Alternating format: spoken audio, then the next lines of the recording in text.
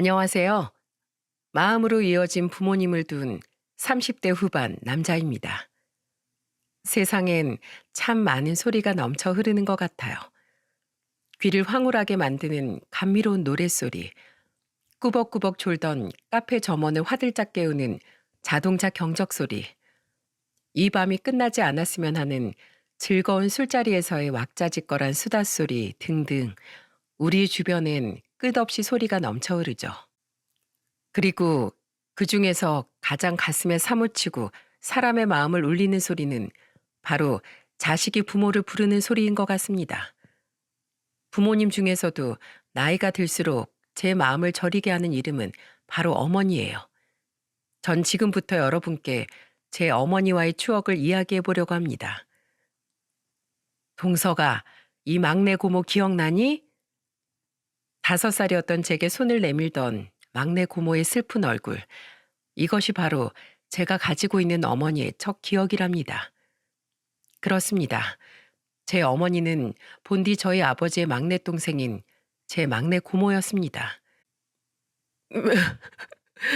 사람 목숨이 어찌 이렇게 허망하게 끝이 난단 말이냐.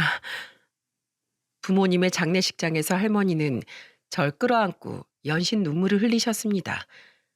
조금 더 자란 후에 고모에게 듣기를 저희 부모님은 저를 어린이집에 맡기곤 할머니께 향하다가 그만 교통사고가 나셨다고 해요. 전주 시골에서 혼자 사시던 할머니는 전주에 있던 한 병원에서 중요한 수술을 앞두고 있으셨대요. 저희 아버지는 할머니의 수술날 하루 휴가를 쓰고 엄마 새벽같이 할머니께 향했던 거고요.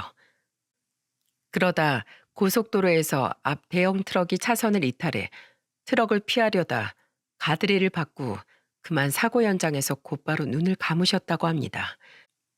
사고 소식을 들은 할머니는 고작 몇 시간을 앞둔 수술을 끝내 마다하고 서울로 달려와 저부터 찾으셨다고 해요. 네 친엄마는 고아였어. 어릴 적에 미아가 된 후로는 보육원에서 자랐대. 그래서 널 돌볼 일가친척은 네 아빠의 형제인 나랑 내 언니들 이렇게 셋뿐이었지. 너희 할머니는 굉장히 쇠약해진 상태셨고 심지어 그때 수술을 미루신 것과 너희 아빠가 세상을 떠난 충격으로 얼마 안 있다가 그만 돌아가시고 말았거든. 나머지 두 고모는 절 맞고 싶지 않아 했다더군요. 부모님의 장례식이 끝난 후 저는 유일하게 절 보살피겠다고 나선 고모를 따라 고모의 집으로 향하게 되었어요. 사업에 성공했던 고모부 덕에 고모의 집은 부유했습니다. 크고 넓은 2층짜리 주택 앞엔 푸른 마당이 깔려 있었고 마당의 잔디는 항상 깔끔하게 관리되어 있었죠. 집의 1층엔 넓은 거실과 함께 비싸 보이는 피아노가 놓여 있었고 고모와 고모부의 안방은 1층에 위치해 있었습니다. 저는 2층에 있는 4개 방 중 빈 방 하나를 사용하게 되었고요. 어서 와라 동서가. 우리 집에 온 걸 환영한다. 정선아 정보가 너희 사촌 동생 동석이야. 앞으로 이 집에서 우리랑 같이 살 거다. 앞으로 사이좋게 지내야 돼. 어색한 마음에 쭈뼛대며 고모와 집에 들어서던 절 고모부는 따뜻하게 맞이해 주셨어요. 반면 저보다 각각 2살, 1살이 많았던 사촌 누나와 사촌 형은 고모부의 다리 뒤에 숨어 절 못마땅하게 바라봤죠. 싫어요. 왜 우리가 쟤랑 같이 살아요, 아빠? 너희 엄마의 오빠가 동석이 아버지인데 동석이 부모님이 2분 다 돌아가셨거든. 그래서 너희 엄마가 동석이를 데려온 거야. 치, 야, 너 앞으로 내 장난감에 손대기만 해. 난 내 친구들한테도 내 장난감 절대 안 빌려주니까. 정보가 동생한테 그러는 거 아니야. 고모는 저에게 으름장을 놓는 사촌형을 나무랐습니다. 고모부는 곤란한 표정을 지으며 누나와 형을 다독이셨죠. 단란하던 고모의 가정에 저는 그야말로 불청객이었던 거예요. 적어도 2 사촌들에게는 확실히 말입니다. 사촌들은 저와 전혀 어울리려 하지 않았어요. 저처럼 2층에 방을 쓰고 있었던 사촌들은 행여 제가 따라 들어갈세라 방문을 꼭꼭 닫았고 특히 한 살 많았던 사촌형의 로봇 모형이라도 한번 구경할라 치면 형은 제게 혓바닥을 쏙 내밀며 이렇게 말했죠. 저리 가. 너도 너희 아빠한테 가서 사달라고 해. 아, 너 엄마 아빠 없지? 아니야.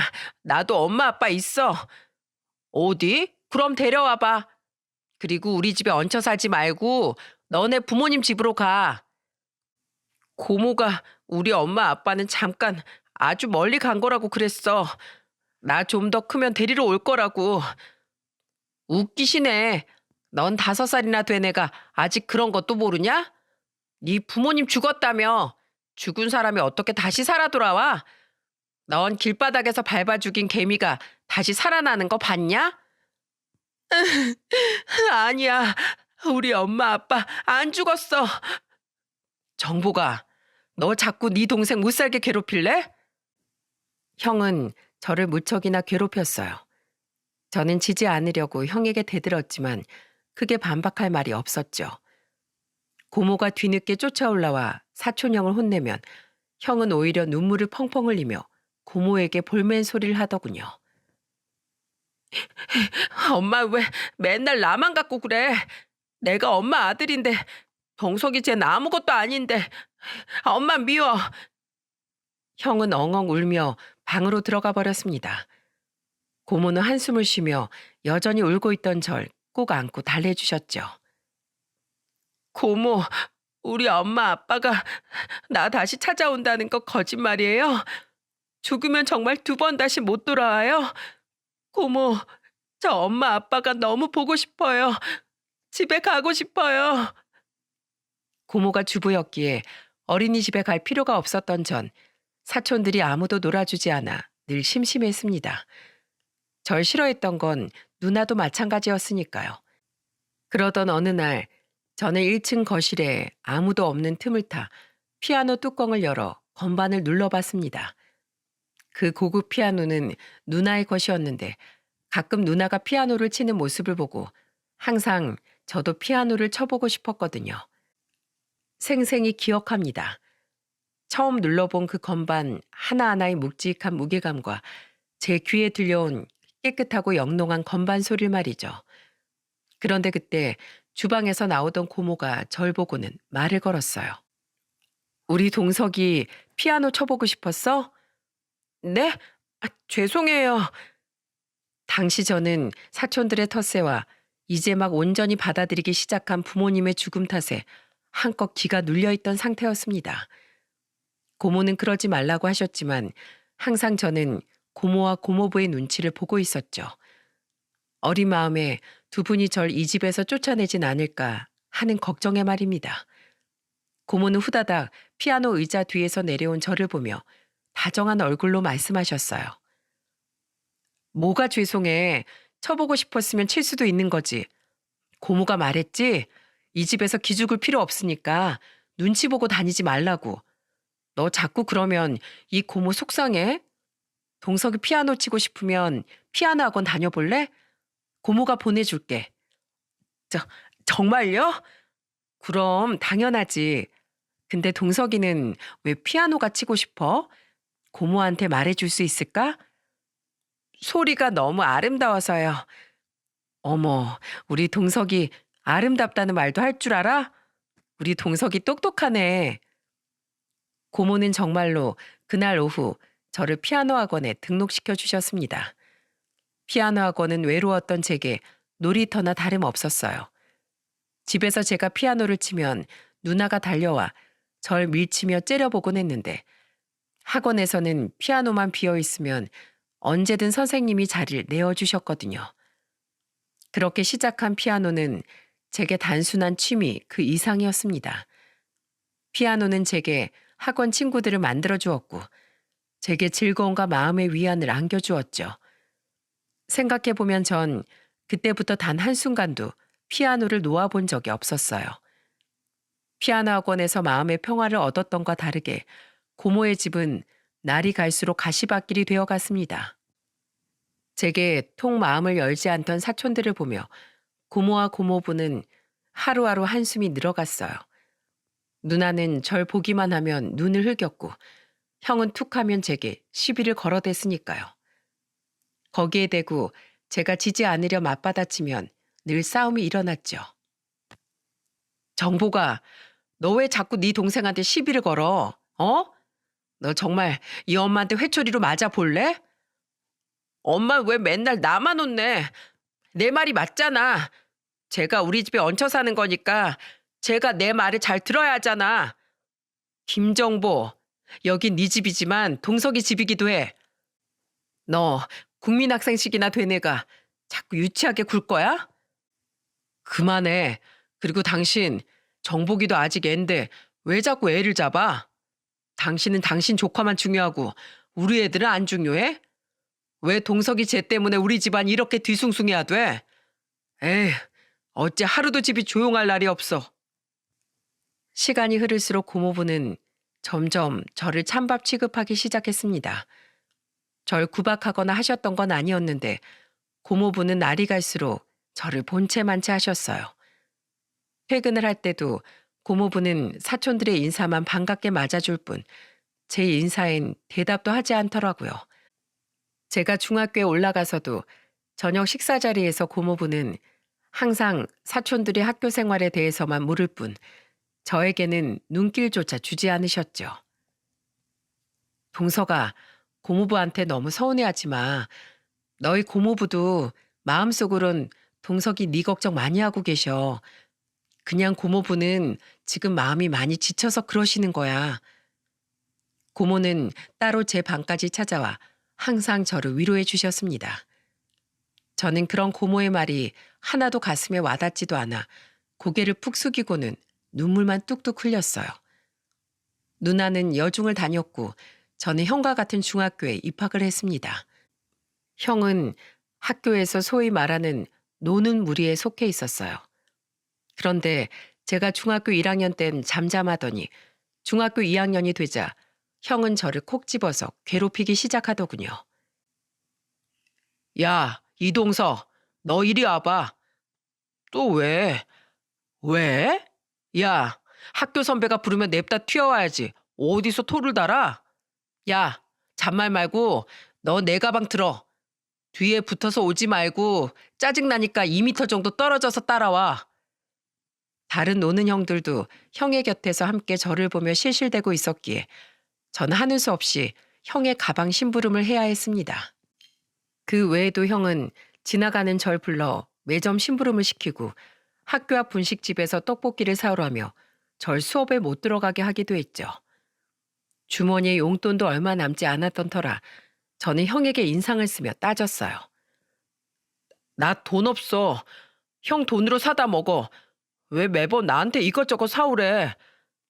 이게 주제도 모르고? 야, 이 주머니에서 나오는 돈 어차피 다 우리 아빠 돈 아니냐?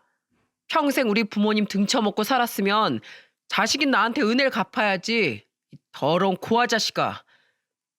더러운 고아 자식이라는 말에 그동안 쌓여왔던 제 분노와 슬픔이 그만 터져버리고 말았습니다.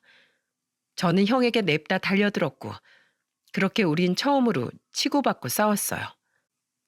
그런데 더 어이가 없었던 건 집에 가서 어떻게 된 일이냐며 우리를 체근하던 고모와 고모부 앞에서의 형의 행동이었어요. 전 가만히 있었는데 제가 갑자기 달려들잖아요. 제 눈깔이 마음에 안 든다면서요. 친구들이 있는 데서 쪽팔리게. 뭐야? 동석이 너 형한테 이거 무슨 버르장머리 없는 행동이야? 어이구 입술 터지고 얼굴에 피 멍든 것 좀 봐라. 안 되겠다. 너 당장 회초리 가져와. 고모부가 네 버르장머리를 단단히 고쳐줄 테니까. 여보, 동석이 얼굴에도 상처 많이 났어요. 왜 동석이만 혼을 내요? 당신은 또 동석이 편만 들어? 정복이가 제가 먼저 달려들었다잖아. 제가 먼저 달려든 거 맞는데요, 고모부. 형이 저한테 먼저. 시끄러워. 뭐가 됐든 형한테 먼저 손찌검한 건 혼날 짓이야. 당장 회초리 안 가져와? 저 그날 고모부한테 회초리로 엉덩이를 10대나 맞아야 했습니다. 너무 억울하고 서러웠어요. 평소에 절 못살게 굴었던 건 형인데 그 벌은 제가 받았으니 말이죠. 제가 방에서 울고 있으니 고모는 제 방으로 들어와 저에게 다시 자초지종을 물으시더군요. 그리고 사건의 전말을 들은 고모는 잔뜩 화가 나서 다시 형을 불러 크게 혼을 내시더라고요. 그때 형은 울먹이며 고모에게 한껏 대들었어요. 어디 할 짓이 없어서 학교에서까지 네 동생을 괴롭히고 다녀? 엄마가 널 그렇게 가르쳤어? 엄만 왜 항상 제 편만 들어? 엄마가 그러니까 내가 제일 더 싫어하는 거야. 내 엄마 뺏긴 것 같아서 내 편 들어주는 건 아빠뿐이야. 엄마 정말 미워. 결국 다시 일어난 소란에 고모부까지 2층으로 올라오시게 되었고 고모부는 그 상황을 보며 진절머리를 내시더군요. 그리고 그날 밤 화장실을 가려고 방 밖으로 나왔던 전 1층 거실에서 술을 마시며 다투고 계시던 고모와 고모부의 대화를 듣고 말았죠. 당신은 왜 자초지종도 안 들어보고 애한테 회초리를 들어요? 들어보니 그동안 정복이가 동석이를 학교에서 많이 괴롭혔다던데 동석이가 얼마나 상처를 받았겠냐고요. 그놈의 동석이 이제 정말 지겨워. 걔 때문에 내 집안이 아주 쑥대밭이 됐다고. 나도 동석이 안쓰러워. 나도 연민이 있는 사람이야. 근데 불쌍하다고 동석이만 신경 써주다가 우리 애들 마음에도 상처가 생겼잖아. 우리 애들이 괜히 그러겠어? 걔네도 동석이한테 자기 것들을 빼앗긴 것 같으니까 어린 마음에 더 그러는 거 아니야? 난 내 자식들 마음 돌보는 일이 더 중요해. 계속 이럴 바엔 우리 그냥 동석이 내보냅시다. 이대론 가족들 사이가 아주 엉망진창이 되겠어. 고모부의 말은 제게 큰 상처로 다가왔습니다. 고모는 고모부의 말에 펑펑 우시더군요. 저는 두 분의 모습을 보고 결심했습니다. 더 이상 이 집의 불청객으로 남아 고모를 힘들게 하지 않겠다고요.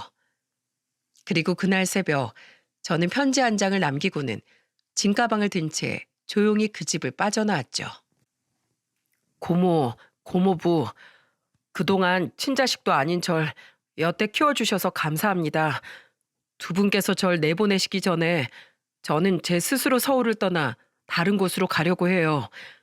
제가 서울에 남아있으면 두 분께 마음의 짐이 될 것 같아서요.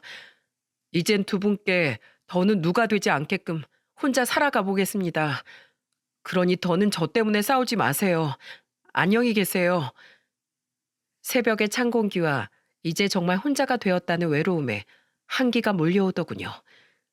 저는 돈을 아끼려 일부러 대중교통을 타지 않았어요. 어차피 제겐 이젠 시간이 많았으니 저는 천천히 걸어 몇 시간에 걸쳐 고속버스 터미널로 향했습니다. 아침이 되자 제 전화는 고모와 고모부의 부재중 전화로 가득해졌지만 전 두 분의 전화를 받지 않았어요. 고속버스를 타고 어디든 서울이 아닌 지방에 도착하면 그곳에서 전 휴대폰 번호부터 먼저 바꿀 생각이었죠. 하지만 전 집을 나온 지 하루도 되지 않아 결국 고모 손에 끌려 집으로 돌아오게 되었어요. 동서가, 고모? 고모는 고속버스 터미널의 매표소 앞에서 절 발견하고는 불이 나게 달려오시더군요. 너무 놀란 마음에 전 고모를 바라봤는데 고모는 눈물 콧물이 범벅이 된 얼굴로 저를 보며 엉엉 울고 계셨어요. 여긴 어떻게 알고 오셨어요? 네가 편지에 서울을 떠난다고 써놨잖아. 혹시나 해서 여기서 널 기다리고 있었지. 내가 얼마나 놀랐는지 알아? 경찰에 신고하고 사방팔방 널 찾아다니면서 내가 얼마나 애 같았는지 아냐고. 나 어제 우리가 했던 말 전부 들은 거지? 그래서 이렇게 집을 나온 거지? 죄송해요. 전 그냥 제가 그 집에 너무 폐가 되는 것 같아서. 폐는 무슨 폐야. 이 엄마를 두고 어딜 가려고.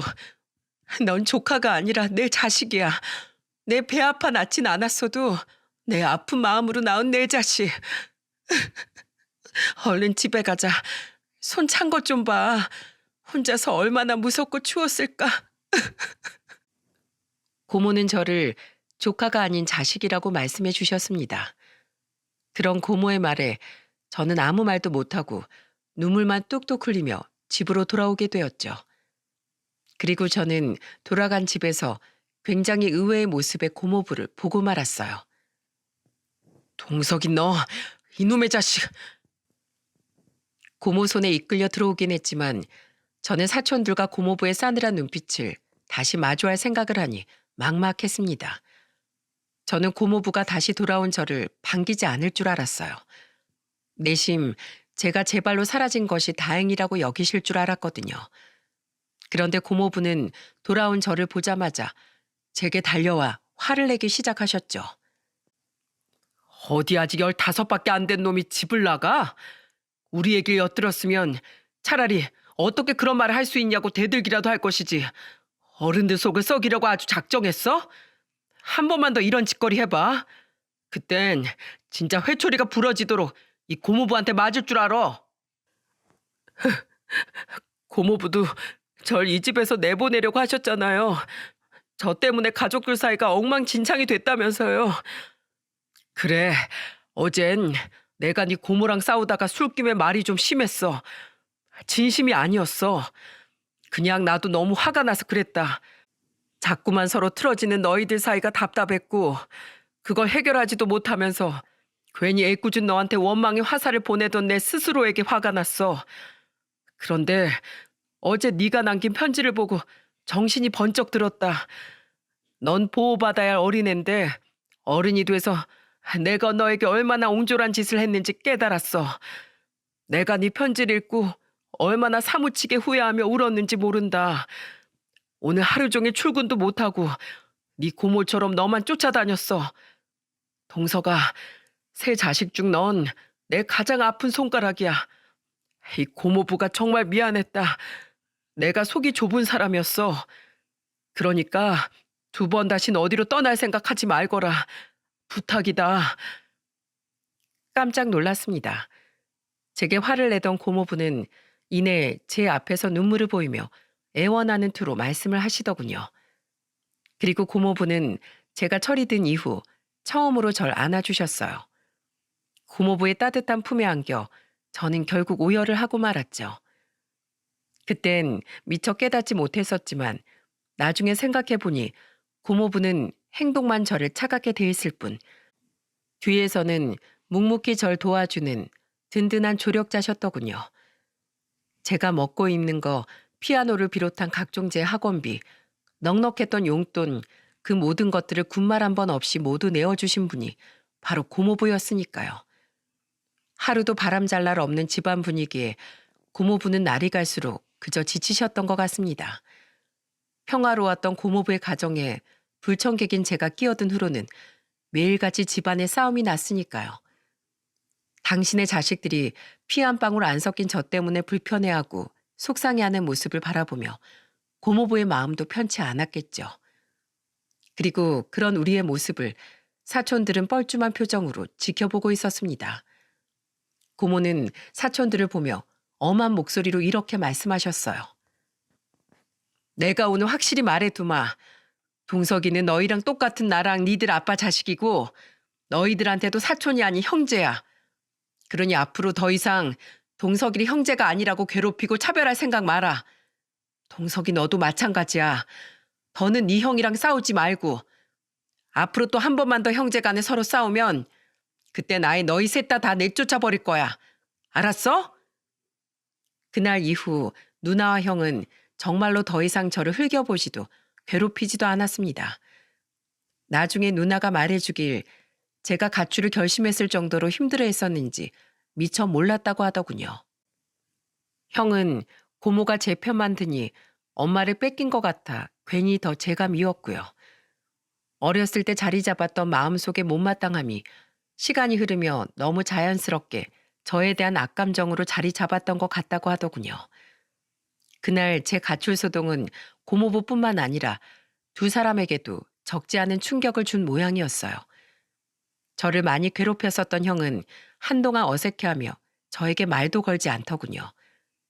그러다 한 번은 제가 다리를 접질러 깁스를 하고 다닌 적이 있었는데 등교를 하는 길에 대뜸 형이 제 가방을 빼앗아 들지 뭐예요? 제가 놀란 눈으로 형을 바라보자 형은 머쓱한 표정으로 툴툴댔죠. 뭐 예전에 네가 내 가방 많이 들어줬으니까 이번엔 내가 대신 들어준다는데 불만 있냐? 칠칠 맞게 밖에서 넘어지고 다니기나 하고 다리 다쳤을 때 무거운 거 들면 안 돼. 넌 어렸을 때부터 애가 기본적인 상식이 없냐? 이후에도 형은 제 다리가 다 나을 때까지 등하굣길에 제 가방을 매일 들어주었습니다. 그리고 형은 학교에서 더는 저를 괴롭히지 않았고 오히려 절 괴롭히려는 제 동급생을 발견하고는 냅다 달려와 으름장까지 놓더군요. 야, 너 미쳤냐? 이게 감히 누구 동생한테 삥을 뜯으려고 해? 너 앞으로 내 동생 괴롭히기만 해? 형이 다른 사람들 앞에서 절 동생이라고 말해준 건 그때가 처음이었어요. 그동안 워낙 사이가 안 좋았던 터라 형과 관계를 회복하는 데는 시간이 조금 걸렸었지만 그래도 우리는 천천히 아주 조금씩 가까워졌습니다. 그리고 제가 형 누나와 사이좋게 식탁에 앉아 라면을 끓여 먹고 가위바위보를 해서 진 사람이 설거지를 하자고 친남매처럼 투덕거리기까진 2년이란 시간이 채 걸리지 않았죠. 어렸을 때 많이 싸웠던 형제들이 커서는 우애가 더 깊다더니 우리가 딱 그런 경우였어요. 그렇게 우리 삼남매의 성장통과 질풍노도의 시기는 막을 내렸습니다. 고등학교에 들어갈 무렵 저는 고모와 고모부를 어느새 어머니와 아버지라고 부르게 됐어요. 비로소 저는 그 집의 진정한 가족이 되었던 거죠. 당시에도 저는 여전히 열심히 피아노를 치다가 나중엔 아버지 인맥으로 유명한 분에게 개인 과외까지 받고 있었어요. 그러던 어느 날 어머니는 저를 불러 이렇게 물으셨죠. 동서가, 네 과외 선생님이 나한테 넌지시 말씀하시더구나. 널 독일로 유학 보내는 건 어떠냐고 말이야. 유학이 앞으로 네 음악 인생에 아주 큰 공부가 될 거라고.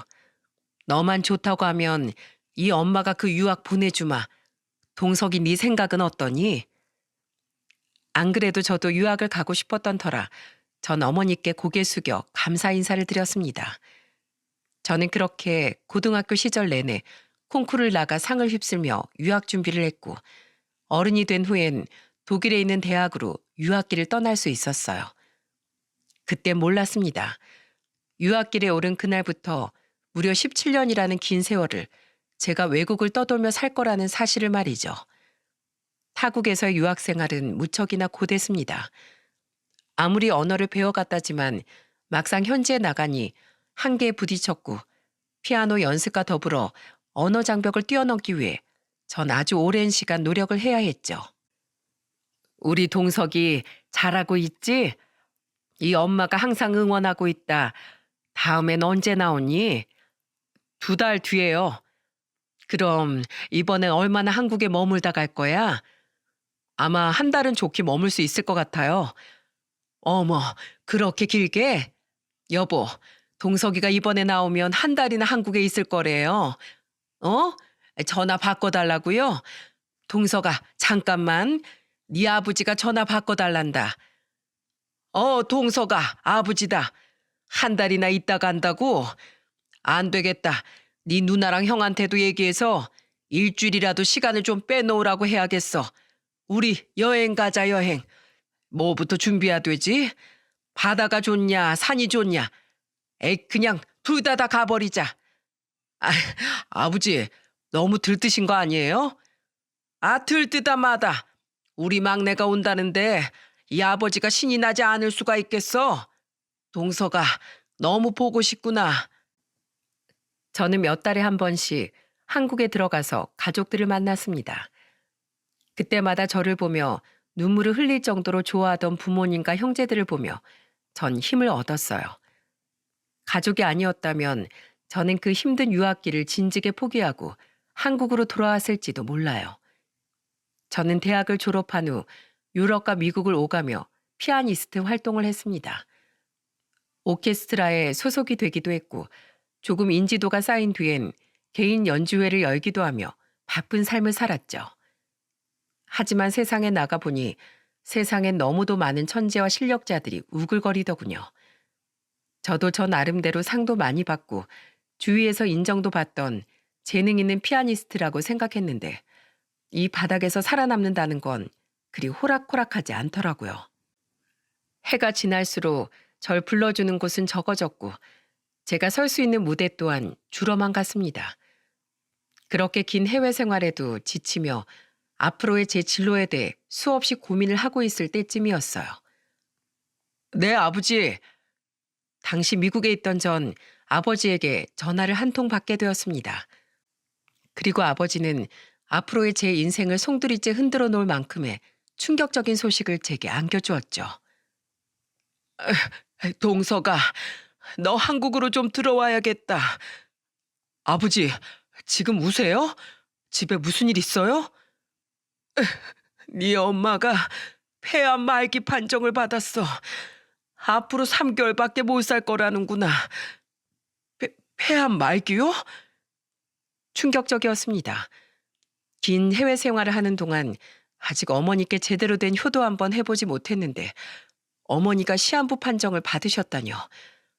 어머니의 암 선고 소식을 듣고 저는 그동안 해왔던 수많은 고민에 종지부를 찍었습니다. 저는 해외에서의 모든 활동과 생활을 정리하고 한국으로 돌아왔죠. 얼마 남지 않은 어머니의 마지막을 함께하고 싶었고 나중에 후회하기 전에 다른 가족들 곁에 쭉 머물고 싶었거든요. 어머니. 어머니의 나이가 있어 병원에서는 항암 치료를 크게 권하지 않았다더군요. 제가 한국에 들어왔을 때 이미 어머니는 호스피스 병원에 입원을 하신 후였습니다. 오랜만에 뵌 어머니는 이전 모습을 찾아볼 수 없을 정도로 헬쑥해져 있었죠. 전 그런 어머니를 보자마자 한달음에 달려가 어머니 품에 안겨 눈물을 터뜨렸어요. 우리 동석이 왔어? 어이구, 다 큰 놈이 왜 이렇게 어린애처럼 울어? 잘 왔다, 잘 왔어. 네 엄마가 널 아주 많이 보고 싶어 했다. 그래, 한국에 아주 들어온 거라고? 네, 당분간 일 구하는 건 조금 미루고 어머니 곁에 있으려고요. 그래, 잘 생각했다. 뭐니 뭐니 해도 가족 곁이 최고지. 네 엄마만큼 이 아버지도 네가 돌아와서 기쁘구나. 어머니의 곁을 지키고 계시던 아버지도 저녁에 집에서 만난 누나와 형도 절 무척이나 반겨주었습니다. 누나는 절 끌어안으며 눈물까지 흘리더라고요. 이후 전 매일같이 어머니 곁에 붙어 있었습니다. 아버지는 말할 것도 없거니와 이미 결혼해서 가정을 꾸리고 살던 누나와 형도 매일같이 어머니를 보러 병원으로 오더군요. 우리 가족은 어머니의 병원을 나와 집으로 돌아갈 때마다 다 같이 기도를 드렸습니다. 저는 종교가 없었지만 눈치껏 눈을 감고 두 손을 모아 함께 어머니의 회복을 간절히 빌었죠. 우리 가족이 다 같이 기도를 올리게 된 데는 아주 큰 반전이 있었어요. 그게 뭐냐면 말이죠. 형, 교회에서 설교할 때 목사들은 자기 경험도 빗대서 얘기하고 한다던데 형도 막 자기 얘기하고 그래? 학창 시절에 껌 좀 씹었다는 얘기도 했어? 야, 조용히 안 할래? 그건 교회에서 내 일생일대의 비밀이거든? 그건 바로 어릴 적 저를 그렇게 괴롭혔던 형이 신학교를 졸업한 후 지금 교회의 부목사로 일을 하고 있다는 거였습니다. 저는 그런 형을 볼 때마다 놀리고 싶어서 입이 근질거렸죠. 일주일에 한 번씩은 매형과 누나네 조카들도 형수님과 형네 조카도 병원으로 어머니를 찾아왔습니다. 가족들은 기적처럼 어머니가 건강을 되찾으시길 바랬지만 어머니 날이 갈수록 쇠약해지셨습니다. 전 그런 어머니를 조금이라도 기쁘게 해드리고자 매일같이 어린애처럼 어머니 옆에서 조잘댔죠. 어머니, 기억나세요? 제가 처음으로 어머니께 제 대학 입시곡 들려드렸던 거, 그때 어머니가 곡이 너무 아름답다면서 곡명을 물어보셨잖아요. 처음이었어요. 어머니가 제가 친 곡의 곡명까지 물어보신 거요. 그랬지. 선율이 서글프면서도 아름다운 게 아주 내 마음을 울렸어. 곡명이 뭐더라. 분명 그때 네가 알려줬었는데. 베토벤의 피아노 소나타 26번 고별 1악장이에요. 1년이 넘게 그 곡만 쳐서 그런지 그 곡은 눈을 감고서도 지금도 칠 수 있어요. 그래 맞다. 그랬다. 고별이라. 참으로 그 곡에 어울리는 제목이었어. 어머니는 날이 갈수록 말을 잇는 걸 힘들어 하셨는데 생명의 불꽃이 자꾸만 위태로워져 가는 어머니를 보며 전 병실을 빠져나와 매번 눈물을 흘리곤 했어요. 그리고 한국에 돌아온 지 한 달이 넘었을 때쯤 전 한 가지 결심을 하게 되었습니다. 시간이 얼마 남지 않은 어머니에게 마지막으로 잊지 못할 선물을 해드려야겠다고 말이죠. 저는 해외에서 알게 된 한국에 있는 지인들에게 연락을 돌렸습니다. 그리고는 제 계획을 이야기하며 도와달라고 부탁을 했죠. 그렇게 2주 뒤 전 아버지께 전화해 부탁을 하나 했습니다. 아버지, 퇴근하셨어요? 동서가 퇴근하고 네 엄마한테 가려고 한다. 예전에 매번 네 엄마 옆에 붙어 있더니 요즘엔 얼굴 보기가 힘들구나. 집에도 잘 없고. 사정이 있어서요, 아버지. 제가 병원에 부탁해 둘 테니까 내일 저녁 7시쯤 어머니 모시고 잠깐 어디로 좀 와주실 수 있으세요? 제가 주소 보내드릴게요. 이후 저는 누나와 형에게도 다음날 똑같은 시간과 장소로 와달라고 부탁을 했어요. 그리고 두근거리는 마음으로 다음 날이 되기를 기다렸죠. 이, 이게 다 뭐니? 오셨어요? 거기 제일 잘 보이는 자리에 차례로 앉으세요. 다음 날 제가 보낸 주소로 찾아온 부모님과 제 형제들은 놀라움을 감추지 못하더군요. 제가 가족들을 부른 장소는 작은 크기의 콘서트홀이었습니다. 제가 어머니를 위해 준비한 마지막 선물은 바로 저의 단독 연주회였어요. 관객은 단 4사람, 어머니와 아버지, 그리고 누나와 형이었죠. 저희 가족만을 위한 아주 특별한 연주회를 열기 위해 전 2주 동안 벼락치기 연습과 준비를 했던 겁니다. 제가 10대였던 시절 이후 아주 오랜만에 제 무대를 보게 된 가족들은 놀랍기도 하고 당황스럽기도 한 표정을 감추지 못했어요. 그렇게 가족들이 모두 착석한 후 단정한 연주자복을 빼입은 저는 조명이 켜진 무대에 올라갔습니다. 가족들은 그런 저를 보며 박수를 쳐주었어요. 특히 어머니는 뭐라고 형언할 수 없는 애틋한 표정으로 절 바라보고 계시더군요. 저는 연주를 시작하기 전 가족들에게 말했죠. 이 세상에서 가장 사랑하는 우리 가족, 그 중에서도 특히 절 제일 먼저 가족으로 품어주셨던 어머니께 이 무대를 바칩니다. 제 연주를 듣고 어머니를 힘들게 하는 아픔이 조금이라도 사라지셨으면 좋겠어요. 어머니, 제 피아니스트로서의 인생의 길을 열어준 건 다름 아닌 어머니였어요. 그런 어머니를 위해 제가 가지고 있는 것 중 가장 소중한 것을 드리고 싶었습니다. 어머니를 진심으로 사랑하는 제 마음을요. 제가 할 줄 아는 유일한 일, 피아노 선율에 마음을 담아 흘려보내는 일을 통해서 말이에요. 어머니, 오늘 이 연주엔 어머니와 함께했던 지난 세월에 대한 감사함을 담았습니다. 어머니를 향한 제 마지막 선물, 기쁜 마음으로 받아주세요. 그 말을 마지막으로 저는 어머니와 가족만을 위한 피아노 연주를 시작했습니다.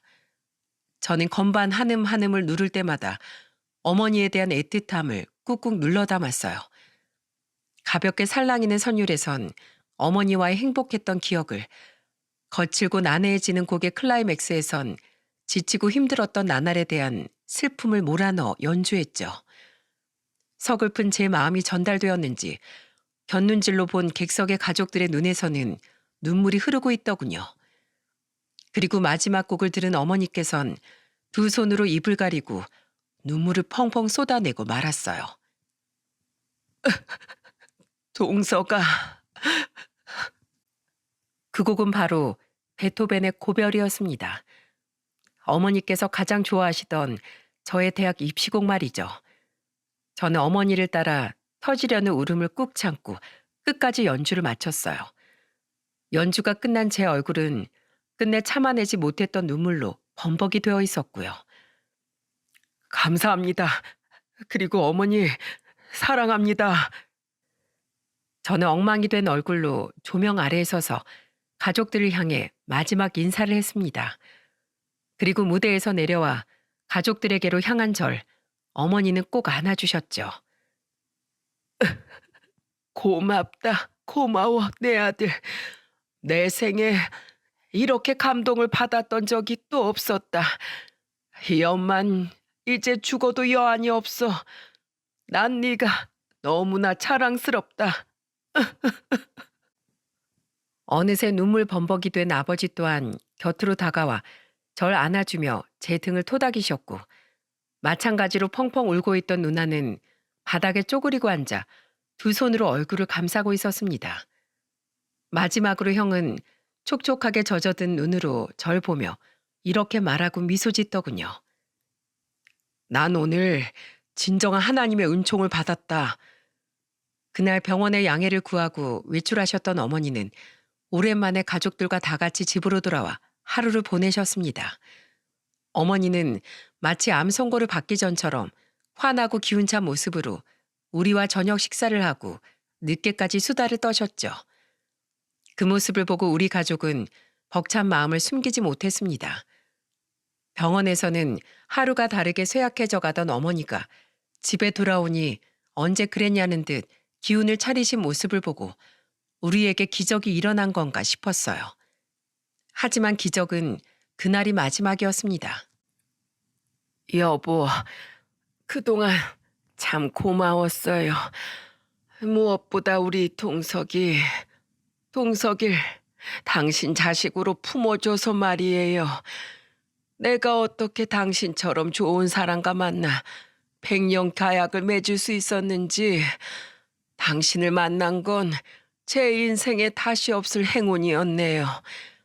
정선아, 정보가, 그리고 우리 막내 아들 동서가 이렇게 훌륭한 사람으로 자라주어서 너무 고맙구나.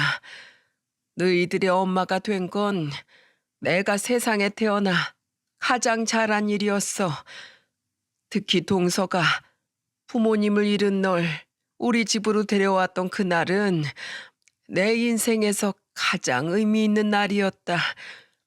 처음 내 손을 잡고 불안한 눈빛으로 우리 집에 왔던 네 살결의 냄새, 자꾸 보들어왔던 너의 손, 내 손을 꼭 잡고 나를 올려다보던 너의 크고 맑았던 네 눈까지 난 아직도 생생하게 기억하고 있어. 내가 널 만나 행복했던 것만큼 너에게도 나와의 지난 시간들이 의미가 있었으면 좋겠구나. 얘들아, 앞으로도 형제들끼리 의상하지 말고 서로 믿고 의지하면서 이 세상을 살아가렴.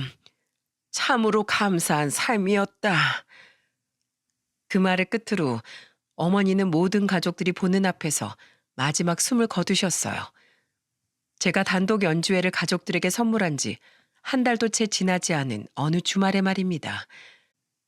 저는 어머니의 손을 꼭 붙잡고 있었던 5살의 그날처럼 아직 온기가 남아있는 어머니의 손을 두 손으로 부여잡고는 어머니의 마지막을 지켰습니다. 우리 뒤에 서 있던 매형과 형수님, 조카들을 포함해 우리 가족은 그 누구도 울지 않았어요. 형의 의견으로 이전부터 계속해서 다짐해왔던 한 가지 때문이었죠. 우리가 눈물바람으로 엄마를 보내드리면 엄만 돌아가시고 나서도 마음이 편치 않으실 거야. 그러니까 우리 모두 때가 되면 엄마를 웃는 얼굴로 보내드리자. 홀가분한 마음으로 우리 곁을 떠나실 수 있도록 말이야. 그리고 어머니께서 완전히 숨을 거두신 뒤 우리는 형이 조용히 읊조리는 기도를 들으며 어머니의 마지막을 배웅해드렸습니다.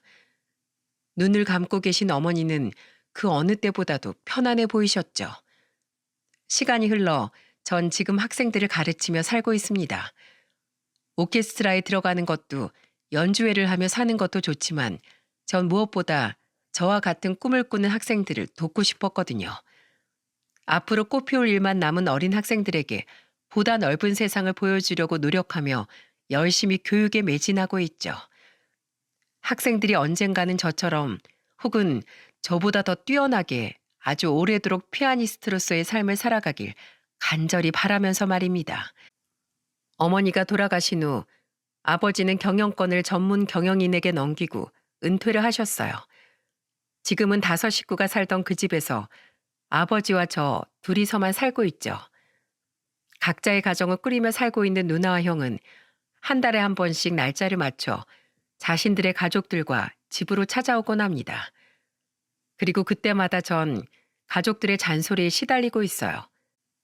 동석이 넌 30대 후반이나 됐으면서 아직 여자친구도 없어? 뭐 누가 물어보면 전 피아노랑 결혼했어요. 이럴래? 아이, 누나 그만해. 제가 얻고 싶어서 얻겠어? 당사자인 제가 제일 속상할 거야. 동석이 너 해외에서 그렇게 인기가 없었냐? 이상하다. 외모가 좀 빠지는 외모인가? 이 아버지가 중매 한번 서줘? 도련님, 귀에서 피 나오겠어요. 우리 도련님 힘내세요. 그래, 처남. 원래 가족들이 모이면 노총각이 화살바지가 되는 법이야. 아빠, 노총각이 뭐야? 어, 외삼촌처럼 오래도록 결혼을 못한 사람을 노총각이라고 해. 그만. 다들 당사자 앞에서 너무 말이 심한 거 아니야? 형, 나 하나도 안 속상하거든? 아무나 만나고 싶지 않을 뿐이거든. 그리고 아버지, 저 그렇게 빠지는 외모 아니거든요? 저 스스로의 힘으로도 충분히 장가갈 수 있어요. 그리고 매형, 전 여태 결혼을 못한 게 아니라 생각이 없어서 안 한 겁니다. 결혼을 하든 안 하든 제가 알아서 할 테니까 다들 제 결혼에 그만 신경 좀 끄세요. 요즘 저희 가족들은 최대 관심사가 바로 제 결혼이거든요. 제가 이렇게 발끈할 때마다 가족들은 놀리는 재미가 있다며 깔깔거리곤 하죠. 그 옆에서 조카들은 이유도 모르고 따라서 까르르 웃음을 터뜨리고요. 가족들 중에서도 가장 재밌어하는 건 바로 저희 형과 매형이랍니다. 성격이 잘 통하는지 두 사람은 아주 쿵짝이 잘 맞더군요. 덕분에 저는 악당 같은 형이 하나가 아니라 둘로 늘어난 느낌이에요.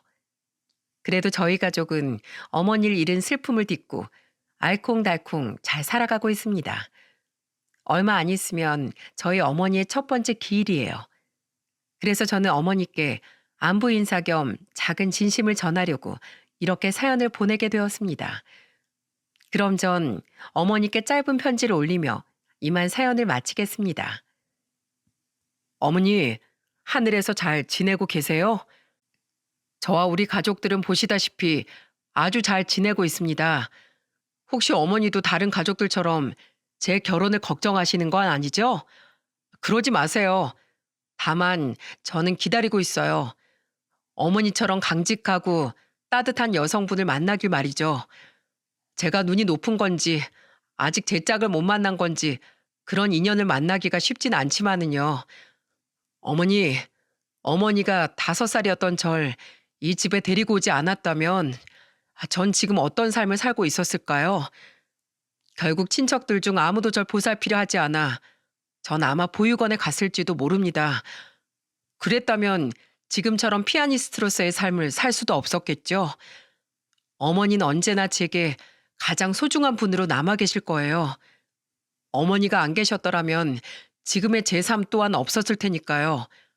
어머니, 오래전 그날 절 자식으로 받아주셔서 고맙습니다. 또한 제 어머니가 되어주셔서 그리고 저에게 더없이 소중한 가족을 만들어주셔서 감사해요. 앞으로도 전 어머니께 자랑스러운 아들이 되기 위해 어머니처럼 선하고 올바른 삶을 살아가려고 노력하겠습니다. 보고 싶어요, 어머니. 사랑합니다. 여기까지 제 사연을 들어주신 모든 분들께 감사를 전합니다. 모두들 부모님의 은혜 아래에서 행복하세요.